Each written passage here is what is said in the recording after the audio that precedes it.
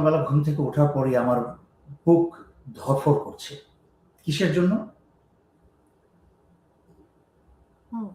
যে কে জয়ী হবে, কে বিজয়ী হবে, আমার কোনো ব্যক্তিগত ক্যান্ডিডেট নাই। আমি কোনো রাজনৈতিক দল করি না।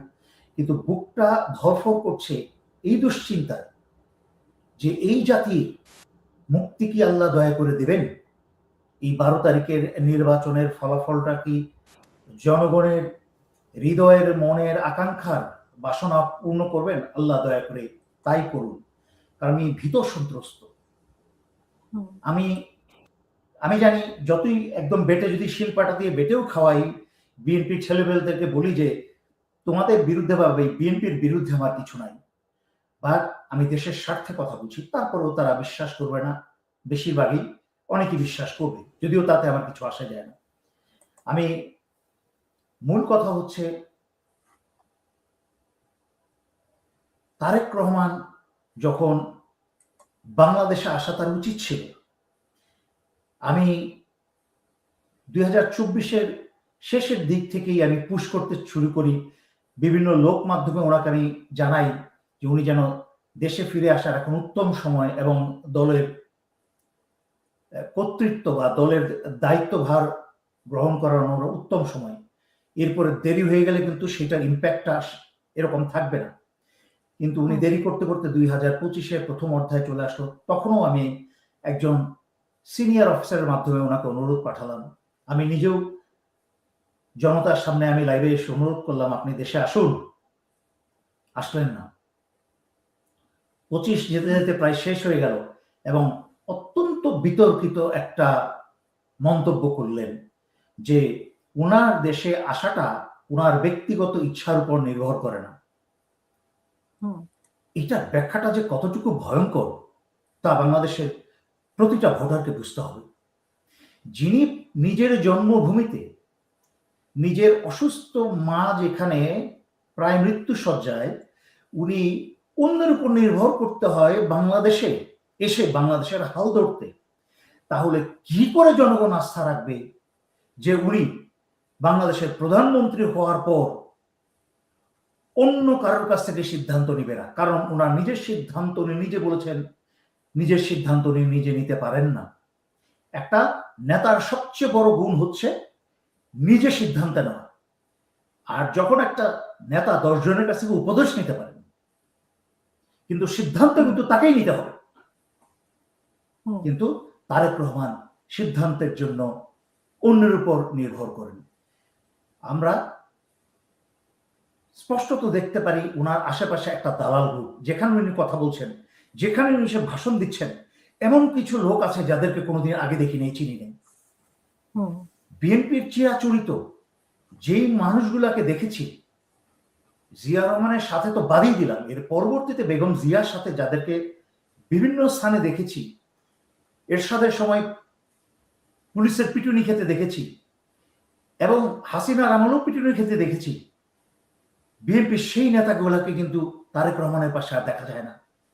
সমস্ত অপরিচিত মুখ, মনে হয় যেন রয়ের গোয়েন্দা, ভারতীয় কোনো নতুন কোনো কেউ, একটা একটা ভয়ঙ্কর রূপ। মানে দেশে একটা কালো মেঘ জমে গেছে যে এই তারেক রহমান বিএনপি যদি ক্ষমতায় আসে আর এই তারেক রহমান যদি প্রধানমন্ত্রী হয়, দেশের ভাগ্যে ভয়ঙ্কর রকম দুর্যোগ অপেক্ষা করছে।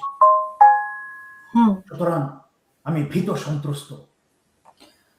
তো সেই ক্ষেত্রে কি জামাতের সম্ভাবনাটা একটু বেড়ে যাচ্ছে কিনা? মানে মানুষ, আপনি যে আতঙ্কটা করছেন, সেই আতঙ্কটা কি বাংলাদেশের মানুষের মধ্যে কাজ করছে কিনা বলে আপনি মনে করেন কিনা? অবশ্যই কাজ করছে। আমরা কিছুক্ষণের জন্য আমরা জামাত নামটা না নিয়ে আমরা জনতার মনের কথাটা বলি। জনতা চায় একটা শান্তিপূর্ণ নিরাপদ একটা দেশ, যেই দেশে অন্যান্য দেশের মতো, মানে পশ্চিমা দেশের মতো অত সভ্য, অত উন্নত, বেশি স্বপ্ন দেখানোর দরকার নেই। বেসিক যেই চাহিদাটা বাংলাদেশের মানুষ নিজে খেটে পরিশ্রম করে যেটা অর্জন করে, সেটা যেন শান্তিতে বউ বাচ্চা পরিবার ভাই বোন সবাইকে নিয়ে খেতে পারে, যেন নিরাপদে সড়কে চলতে পারে, বাচ্চাদেরকে সন্তানকে স্কুলে পাঠিয়ে আশা করতে পারে আমার সন্তানটা সুস্থভাবে ঘরে ফেরত আসবে। একটা ব্যবসায়ী যেন চিন্তা করতে পারে যে আমার কাছে কেউ চাঁদাবাজি করতে আসবে না, আমাকে যেন অন্য চাঁদাবাজকে চাঁদা দিতে গিয়ে যেন হিমশিম খেতে না হয়, সবসময় যেন একটা ত্রাসের মধ্যে না থাকতে হয়, দেশের আইন শৃঙ্খলা যেন কাজ করে, কেউ অন্যায় করলে দেশের আইন শৃঙ্খলা রক্ষাকারী বাহিনী এবং বিচার বিভাগের উপর যেন আস্থা রাখতে পারে, এরকম একটা সরকার, একটা সুন্দর জনগণ বান্ধব দেশ তৈরি করতে হলে এমন একটা সরকার, যেই সরকার তার নিজের মাঝখানে আইন শৃঙ্খলা ঠিক থাকবে, যেই সকল নির্বাচিত নেতা হবে তাদের নিজস্ব অতীতে উদাহরণ দেওয়ার মতো অতীত থাকতে হবে, যে অতীতে সে জনগণের সামনে, তাদের নিজের এলাকার মানুষের সামনে সে অতীতে ভোট পেয়ে এমপি যদি হয়ে থাকে তাহলে তার চরিত্র কেমন ছিল তা বিবেচনা করতে হবে।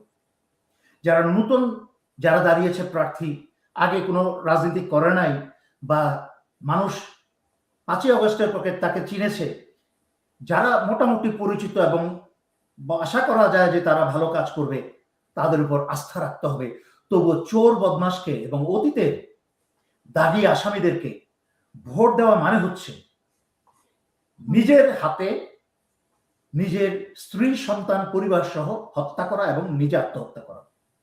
কারণ এই দেশের দেশ বাঁচানোর, এই দেশের জনগণ বাঁচানোর এই সুযোগ শেষ সুযোগ, এরপরে কিন্তু আর সুযোগ নেই। আপনাকে মনে রাখতে হবে, জনগণকে আজকেও প্রথম আলোতে দেখলাম জনগণকে নিরুৎসাহিত করার জন্য একটা কৌশলী একটা লেখা দিয়েছে। সেখানে লিখেছে যে কম ভোট করলে জামাতের জয়ের সম্ভাবনা থাকবে, আর বেশি ভোট করলে বিএনপির জয়ের সম্ভাবনা থাকবে। কি ভয়ঙ্কর একটা ভয়ঙ্কর দেশবিরোধী একটা কথা। এটা হচ্ছে যেই সব জনগণ সাধারণত অন্যের দিকে তাকিয়ে থাকে সিদ্ধান্ত নিতে, চিন্তা করতে পারে না, তারা এই ধরনের একটা খবর করে চিন্তা করবে তাহলে তো জামাতকে জিতানোর জন্য আমাদের না যাওয়াই ভালো, কম ভোট দেওয়াই ভালো। ভয়ঙ্কর রকম প্রথম আলো ভারতীয় বিবৃতি, এটা রয় শেখানো বিবৃতি। আপনারা এইসব কথায় কান দিবেন না, আল্লাহর হস্তে আপনারা কেউ ঘরে বসে থাকবেন না।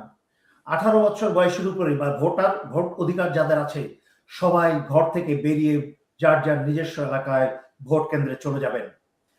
যাদের ভোট দেওয়া শেষ হয়ে যাবে তারা এলাকার আশেপাশে ভোট কেন্দ্রের উপরে চোখ রাখবেন শকুনের মতো, কোনো প্রকার কারসাজি কারচুপি করার চেষ্টা চলছে কিনা। আপনারা নিজের সন্তানের ভাগ্য রক্ষার জন্য যেরকম আপনারা পাহারা দেন, কেউ যেন সন্তানের ক্ষতি না করে, আপনার ঘরের খাবারটা যেন কেউ না নিয়ে যায়, আপনার নিজস্ব ভোট কেন্দ্রটাকে সেভাবে আপনাকে পাহারা দিতে হবে।